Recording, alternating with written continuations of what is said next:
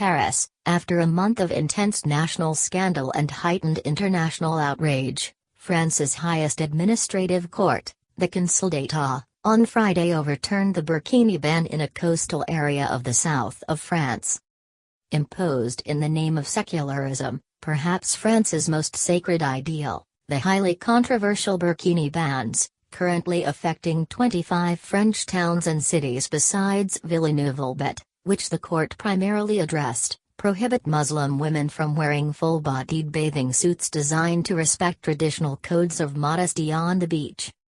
But in its Friday ruling, the administrative court concluded that the idea of a burkini ban insulted fundamental freedoms such as the freedom to come and go, the freedom of conscience and personal liberty. In recent weeks, a network of local mayors and officials across France passed similar bans on the Australian-born bathing suit, casting the burkini as the latest iteration of the burqa, the full-face veil that, in 2010, France became the first European country to ban outright. This 2010 law followed an earlier 2004 law prohibiting religious wear such as headscarves in public schools. Their principal argument, similar to those employed by the authors and supporters of the previous laws, is that traditional Muslim dress somehow impedes the rights of women in the historic French Republic of Liberty, Equality and Fraternity. French Prime Minister Manuel Valls, for example, expressed his opposition to the burkini in nothing less than the language of human rights. The suit, he said, was a means of enslavement. By that logic, the French state is duty-bound to emancipate Muslim women not only from the clutches of their religion but also, by extension, from themselves. For Christian Estrosi, an outspoken supporter of the burkini ban who runs the Provence-Alpes-Côte d'Azur Regional Council, where a significant number of the bans were passed, Friday's decision was a contradiction of precisely those Republican values. In that spirit, public space is a place where everyone, without discrimination, can be a free citizen, he said in a statement.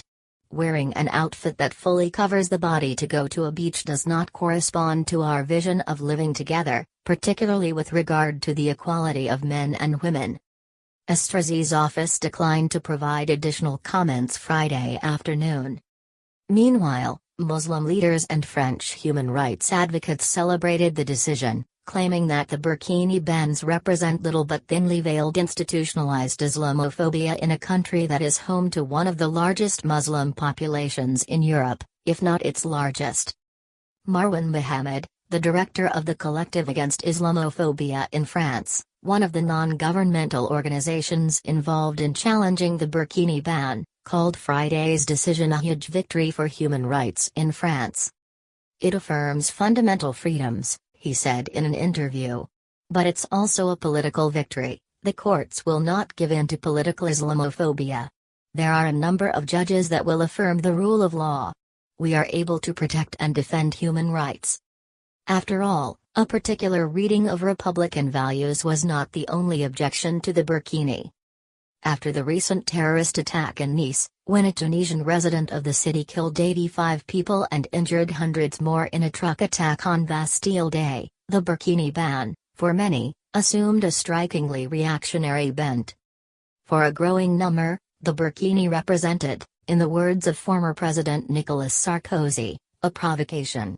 The city of Nice, of which Estrosi was formerly mayor, outlawed the bathing suit because, he said, it overtly manifests adherence to a religion at a time when France and places of worship are the target of terrorist attacks. On Tuesday, images emerged of French police officers surrounding a Muslim woman on the beach in Nice, demanding that she remove some of her coverings. The images spread on social media across the globe. There's a kind of institutional validation for this racism, Mohammed said. And this will not go away with this overturned law. It will take a long time to challenge how deeply Islamophobia is embedded in France.